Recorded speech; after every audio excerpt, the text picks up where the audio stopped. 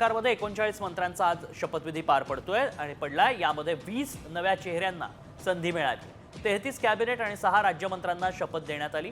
यात भरत गोगावले, संजय शिरसाट, प्रताप सरनाईक, नितेश राणे, शिवेंद्रराजे भोसले, प्रकाश आंबेडकर हे पहिल्यांदाच मंत्री झालेत। तर या सरकारमध्ये घराणेशाहीतील 13 जणांना मंत्रिमंडळात संधी मिळाली आहे। मंत्रिमंडळ विस्तारात घटक पक्षांना संधी दिलेली नाही। नागपुरातील राजभवनात 33 वर्षांनंतर मंत्रिमंडळ विस्तार पार पडला। या विस्तारात 39 आमदारांनी मंत्रिपदाची शपथ घेतली।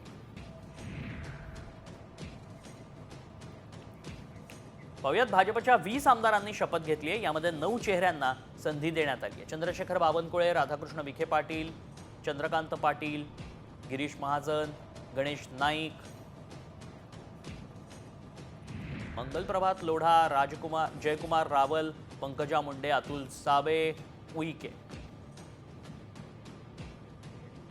अशोक उईके यांनी देखील मंत्रिपदाची शपथ घेतली। विधान परिषदेतून केवळ पंकजा मुंडे यांची वर्णी लागल्याचं पाहायला मिळालं। पंकजा मुंडे यांचं राजकीय पुनर्वसन करण्यात आलं, त्यांना विधान परिषदेवर पाठवण्यात आलं आणि त्यानंतर आता थेट कॅबिनेटमध्ये त्यांचा समावेश करण्यात आलाय।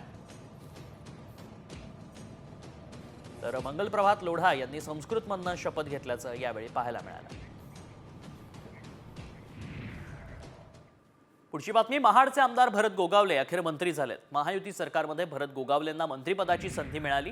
गेल्या वेळी गोगावलेंना मंत्रिपद न मिळाल्यानं त्यांना कोर्टवरून अनेकांनी डिवचलं होतं। मात्र गोगावलेंनी संयम राखला, शिंदेंना साथ दिली आणि आज गोगावलेंच्या गळ्यात मंत्रिपदाची माळ पडली आहे। त्यामुळे आता जोमानं काम करणार असल्याची प्रतिक्रिया गोगावलेंनी दिली आहे।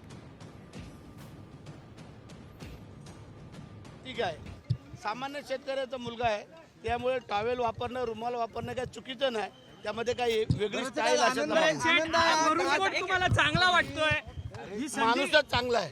जर तुमचं मन चांगलं असेल तर सगळं चांगलं पालकमंत्री कोण? आम्ही थांबलो होतो, आता त्यांना थांबवलं। पालकमंत्री कोण? पण पालकमंत्री कोण? भरत गोगावले।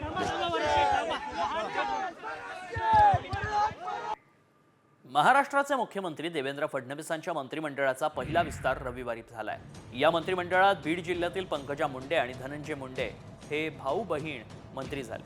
भाजपच्या पंकजा मुंडे आणि राष्ट्रवादीचे धनंजय मुंडेंना कॅबिनेट मंत्रिपद देण्यात आलंय। लोकसभेतल्या पराभवानंतर पंकजा मुंडे यांना विधान परिषदेतून आमदार करण्यात आलं, तर विधानसभा निवडणुकीत धनंजय मुंडे निवडून आले। आता हे दोन्ही मंत्री झाले।